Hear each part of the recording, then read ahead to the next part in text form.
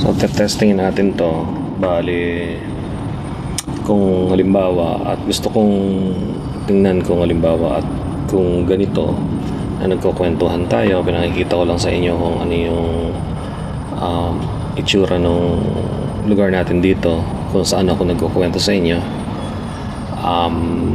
Tingnan nyo na lang kung ito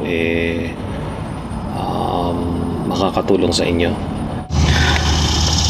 So nalaman ko na mayroong mga savings account dito sa US na gusto rin natin dyan sa Pilipinas, pares ng MP2. Yung MP2 ay mayroong 6 to 7% na interest every year daw, no? Ngayon kung halimbawa naglagay ka ng $100 doon or 100 pesos, after 5 years yung 100 pesos mo na yon magiging 140. So ngayon kung halimbawa hindi natin sinasayang ang oras natin sa mga bagay na hindi nakakatulong sa atin at nakumpleto natin yung mga requirements para maka-abroad tayo, yung maiipon natin sa abroad pwede natin gamitin sa pag-iipon sa MP2. So sa makatwid, kung halimbawa $1,000, no, yung naitatabi mo sa isang buwan, so lumalagay na yung $1,000 mo na yun sa loob ng 5 years,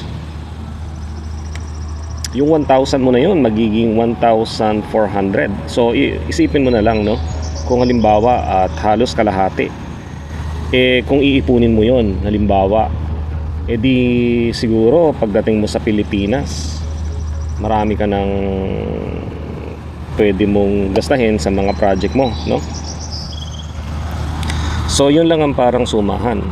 Ngayon kung halimbawa makakarating ka naman dito sa US, meron din namang ibang katulad rin ng MP2, no, na tinatawag nila na Roth IRA. Meron din naman na mga tinatawag na health savings account na pwede rin ganun ang pwedeng maging sistema, no? Meron din naman tinatawag nila na traditional IRA na tulad rin ng MP2 pero medyo iba ng kaunti. Tapos yung traditional na yon, kung halimbawa at magsisave ka doon, ima-match ng employer mo yon at a certain point. Ngayon may mga expert na nagsasabi na maglagay ka lang nung ima-match ng employer mo. Pagkatapos ang gawin mo, ilagay mo sa Roth IRA at saka ilagay mo siya sa health savings account. Kasi yung sa Roth IRA is ang maximum nun is ano lang, mga 7,500 lang ang maximum na pwede mong contribute sa isang taon. Yun namang sa health savings account, mga 8,500 lang ang pwede mong i-contribute sa isang taon. Ngayon sa health savings account, magagamit mo yon kapag meron kang mga pinagbabayaran sa mga medical bills, prescription, salamin, pagpapagawa ng ipin ng anak mo, ganyan, pagpapabrace. So every year pwede kang maglagay ng 8,500 doon. Ngayon kung hindi mo siya magagamit at halimbawa naipon lang ng naipon every year 8,500, naipon lang ng ipon yon, magagamit mo rin siya sa medical bills mo pag nag-retire ka ng 62. At kapag halimbawa 65 ka, ayon sa nalaman ko, no, pag 65 ka na and over, doon mo na siya pwedeng withdrawin yung pera para gamitin mo siya kahit saan mo gustong gamitin.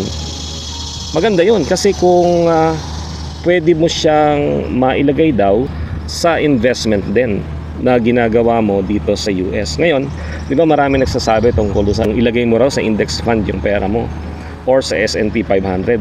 Ilagay mo raw ang savings mo at yun daw historically lalago raw yun ng mga 10 to 11%. Malaki ng konti sa malaki ng konti sa MP2. So, kung malaki ng konti sa MP2, kakalkulahin natin yun, Pakita ko sa inyo kung ano calculation nun. at makikita nyo na lang kung ano ang resulta, no? So yung health savings account, Roth IRA, MP2, yan yung mga pwede nating paglagyan ng savings natin. Ngayon, paano ang gagawin natin doon? Ang dami-dami nating gastos, no? Ngayon, yun ang pag-iisipan natin kung paanong natin mapopondohan yung mga savings account na yun. Ngayon, meron akong mga na experience na tingnan nyo kung halimbawa at makakatulong ba sa inyo yung naging experience ko, kasi yung naging experience ko ay mali, no? Mali doon sa sinasabi ko sa inyo na to. Ngayon, tingnan nyo mabuti sa ibang tao kung halimbawa at makakatulong rin ba sa inyo yung ganun, no? Halimbawa, yung hindi na lang tayo magbibili ng bahay. Hindi na lang tayo bibili ng bahay. Mangungupahan na lang tayo. Bakit kamo? Kasi pag nangupahan ka, wala kang masyadong gastos, no? Wala kang masyadong gastos, wala kang masyadong down payment, no? Yung down payment mo sa pagbili mo ng bahay, ilagay mo na lang sa MP2, lalaki pa yon, no? At tingnan nyo kung makakatulong ba yon.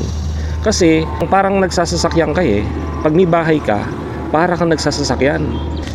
Kailangan mong alagaan yung bahay na yan, kasi yung bubong nasisira, o magkano ang bubong, o kung may masisirang gripo, masisira yung mga alulod, kung ano-ano mga masisira dyan sa bahay na yan, ano?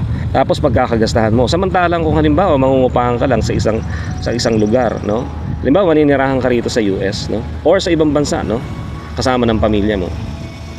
Para sa akin, ano, kung hindi naman natin kayang makabili, okay lang.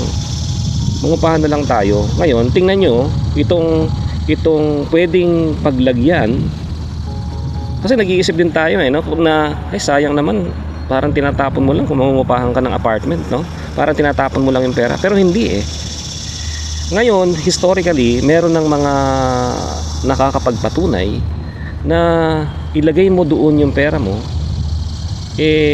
lalago rin, ano? Pagdating ng panahon. Kasi ang bahay is 30 years. So kung halimbawa ilagay mo rin yung pera mo doon in 30 years, ganun din halos ang sumahan. Baka nga mas maganda pa kung halimbawa at ipunin mo na lang no?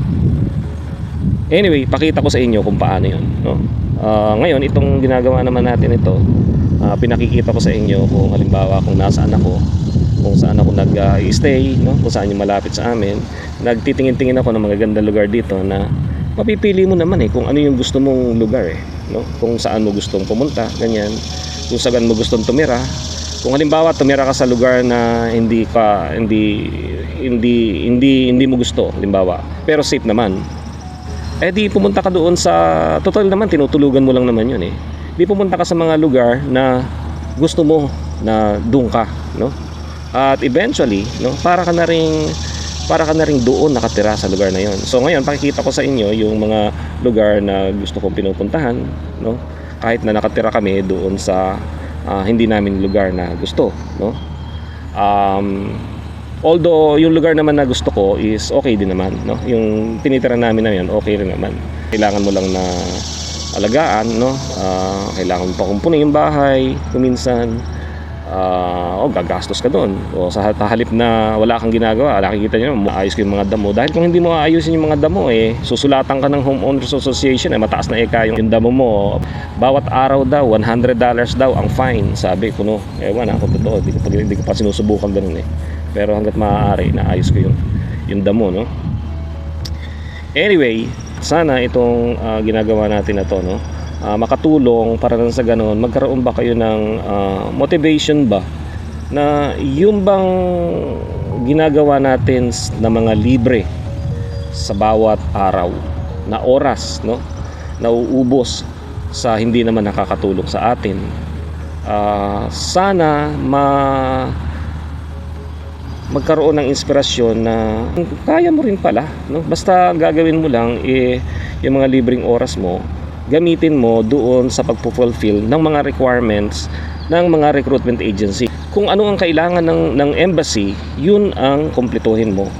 At baka sakali, no, sa dami ng employer, no, na naghahanap ng mga empleyado, baka sakali ikaw na nakakumpleto ng requirements, baka ikaw ang mapili. So sana nakatulong yan. Hindi nga nakakatawa o hindi nga nagba-viral yung ating mga kwentuhan, pero makikita nyo naman sa tunay na buhay.